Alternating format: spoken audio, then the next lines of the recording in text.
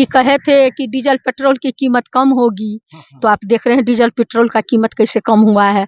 हंसता हुआ नूरानी चेहरा लगा करके हर पेट्रोल पंप पर देश के प्रधानमंत्री जो हैं शतक पार कर रहे हैं। जो उन्होंने कहे थे कि प्रत्येक साल 2 करोड़ युवा को हम नौकरी देंगे और सारे ये प्रधानमंत्री बनने के साथ ही सारे सरकारी सेक्टर को प्राइवेट में तब्दील करने का काम किए। ना ना मन घी होगा, ना राधा नाचेगी, ना सरकारी सेक्टर रहेगा, ना बहाली लोग मांगने के लिए आएंगे। और आपने देखे होंगे 56 इंच का छाती की बात किए और नेपाल से भी नीचे जा रहे हैं, तो इनके बारे में क्या कहा जाए।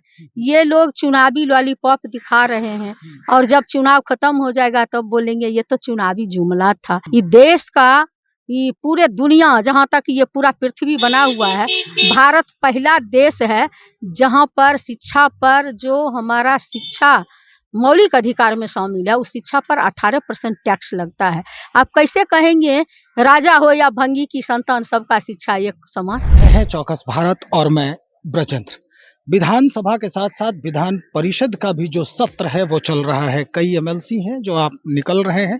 एक एक करके बात कर लेते हैं हम। हमारे साथ उर्मिला ठाकुर जी हैं, एमएलसी हैं, आरजेडी से हैं। इन्हीं से कुछ बात करते हैं। बजट जो हुआ, महिलाओं के लिए कहा जा रहा है बहुत कुछ दिया जा रहा है। अब तो मैडम बड़ा अच्छा दिन आने वाला है आपके लिए।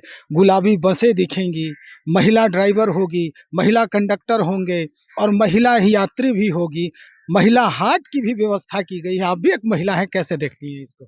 देखिए, आप तो 2014 का चुनाव में जो वादा किया गया अभी तो आपको मालूम ही होगी कि कहे थे कि डीजल पेट्रोल की कीमत कम होगी, तो आप देख रहे हैं डीजल पेट्रोल का कीमत कैसे कम हुआ है। हंसता हुआ नूरानी चेहरा लगा करके हर पेट्रोल पंप पर देश के प्रधानमंत्री जो हैं शतक पार कर रहे हैं। दूसरी, जो उन्होंने कहे थे कि प्रत्येक साल 2 करोड़ युवा को हम नौकरी देंगे और सारे ये प्रधानमंत्री बनने के साथ ही सारे सरकारी सेक्टर को प्राइवेट में तब्दील करने का काम किए। ना ना मन घी होगा, ना राधा नाचेगी, ना सरकारी सेक्टर रहेगा, ना बहाली लोग मांगने के लिए आएंगे। और आपने देखे होंगे 56 इंच का छाती की बात किए और नेपाल से भी नीचे जा रहे हैं, तो इनके बारे में क्या कहा जाए। ये लोग चुनावी लॉलीपॉप दिखा रहे हैं और जब चुनाव खत्म हो जाएगा तब बोलेंगे ये तो चुनावी जुमला था। तो ये जुमलेबाजी कर रहे हैं। तो जन सरोकार के सवाल पर, जमीन पर, चाहे वह मिड डे मील की महिला हो, चाहे आशा बहू हो, चाहे आंगनबाड़ी सेविका सहायिका हो, चाहे वह महिला जीविका वाहन हो, चाहे वह महिला मनरेगा मजदूर की महिला हो, किसी महिला के लिए कोई बजट में प्रावधान नहीं है। गरीब लोगों का कोई जगह नहीं है।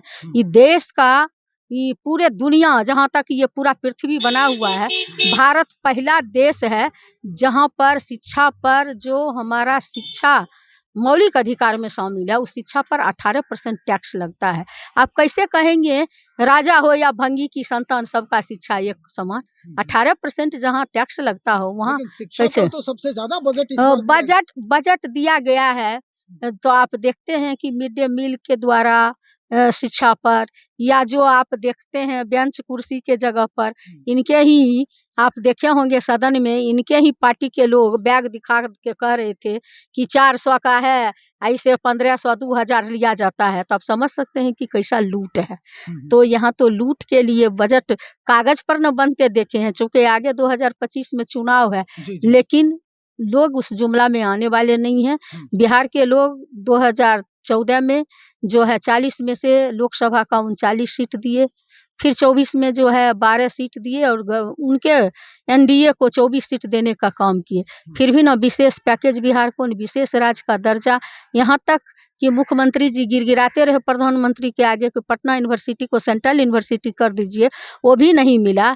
तो बिहार के लोग भी अब ठान लिए हैं कि आपने नीतीश कुमार जी कर लिए पूरे साल 20, अब बिहार को नहीं चाहिए नीतीश, अब बिहार को चाहिए जो वादा करते हैं वो पूरा करते हैं। तेजस्वी जी 17 महीने की सरकार में जो 5 लाख नौकरी दिए, 3.5 लाख प्रक्रियाधीन किए, 4.5 लाख शिक्षक को जो राजकर्मी का दर्जा देने का काम किया, मेडल लॉ और नौकरी पाओ किए, शिक्षा, स्वास्थ्य, सारे चीज़ों में IT सेल का निर्माण, कामूलचूल जो परिवर्तन करने का काम किया। आने वाला दिन में तेजस्वी जी मुख्यमंत्री बनेंगे, माई बहन को 2500 रुपया जाएगा, 200 यूनिट बिजली फ्री होगी और जो स्मार्ट मीटर का के द्वारा जो दोहन शोषण होता है वो तत्काल निरस्त किया 2500 जाएगा। रुपया कैसे जाएगा मैडम? कल ही जो है दिलीप जायसवाल जी ने कहा है कि भाई गया से मिर्ची मंगाया गया है तेजस्वी यादव के लिए, बड़ा दिक्कत हो जाएगी फिर। वो अच्छा देखिए, आपको याद है ना जिस समय हमारे आदरणीय नेता बोले थे कि 10 लाख नौकरी देंगे, हाँ। तो ये लोग कहता था मुंगेरी लाल का हसीन सपना देखता है। उस समय हमारे राष्ट्रीय अध्यक्ष जी जो है जेल में थे, ये लोग कहते थे बाप कहाँ से लाएगा। तो आदरणीय हमारे नेता ने करके दिखा दिए कि कहाँ से आएगा। आपका नीति और नियत अगर ठीक है तो सब कुछ संभव है। नीति और नियत ठीक नहीं है तो पुल बनाएंगे और 18 पुल अरबों अरब रुपया का गिर जाएगा। उसी रुपया से जो जनता का रुपया है बिहार ओत प्रोत हो जाएगा। नियत ठीक होनी चाहिए। नियत ठीक होनी चाहिए। आखिर में एक सवाल और हम करेंगे, महिला से ही संबंधित है। नीतीश कुमार जी हमेशा महिलाओं की बात करते हैं। महिलाओं को अगर देखा जाए तो घर संभालने से लेकर बाहर तक संभालती हैं, लेकिन खुद के उनके जो साजो सामान होते हैं उस पर भी अब लगता है कि कुछ इजाफा होने वाला है। मैं कल के मेरा बजटीय भाषण में था जी। और आज तो मेरे प्रश्न पर मुख्यमंत्री जी भड़क ही गए, जो पूरा सदन ही नहीं आज वही सब चल रहा है। मैं उस समय बोली थी कि माननीय महोदय, आप अगर महिलाओं के बारे में, उन विधवा महिला के बारे में सोच लिए होते तो देश पुरुष प्रधान है। अगर पत्नी मर जाती है तो पुरुष तत्काल शादी कर लेते हैं, उसे कोई कुछ नहीं बोलता। लेकिन अगर कोई महिला का पति मर जाता है तो वो विधवा 2-4 बच्चे के साथ उस बच्चे के परवरिश के लिए जीती है और वो विधवा को आप 400 रुपया दे रहे हैं, जो दुर्भाग्यपूर्ण है इस महंगाई में। काश आप उस महिला को 1500 दिए होते, दिव्यांग हो या वृद्धा पेंशन में 1500 रुपया कर दिए होते तो लगता कि अंतर्राष्ट्रीय महिला दिवस के अवसर पर माननीय मुख्यमंत्री जी, राज्य के मुखिया जो हैं, कम से कम विधवा पर तरस खाए हैं। मैं इन सवालों को बोली थी, लेकिन बहुत कुछ किए हैं। आज इस राज्य की महिला कोई सुरक्षित नहीं है। छोटी छोटी बच्चियों के साथ गैंग रेप हो रहा है। यहाँ तक कि मुख्यमंत्री जी के गृह जिला में जो उनका नालंदा है, उस नालंदा में सिर्फ हत्या ही नहीं किया गया, बेरहमी से महिलाओं के पैर में 9 कील ठोकी गई है। ये भी तो विकास का ही एक नज़ारा है। चलिए, बहुत शुक्रिया जानकारी देने के लिए। तो हमारे साथ एमएलसी हैं उर्मिला ठाकुर जी बातचीत कर रही थी। सदन की समाप्ति के बाद ये वापस हो रही हैं और जिस तरह से बात की है हर मुद्दे पर, निश्चित तौर पर ये एक नया जो है वो परिदृश्य दिखाने का प्रयास है कि क्या कुछ हकीकत है और क्या फसाना है। तो चलिए, और लोगों से हम कोशिश कर रहे हैं बातचीत करने का, क्या कुछ बयान आता है वो हम आपके सामने रखेंगे।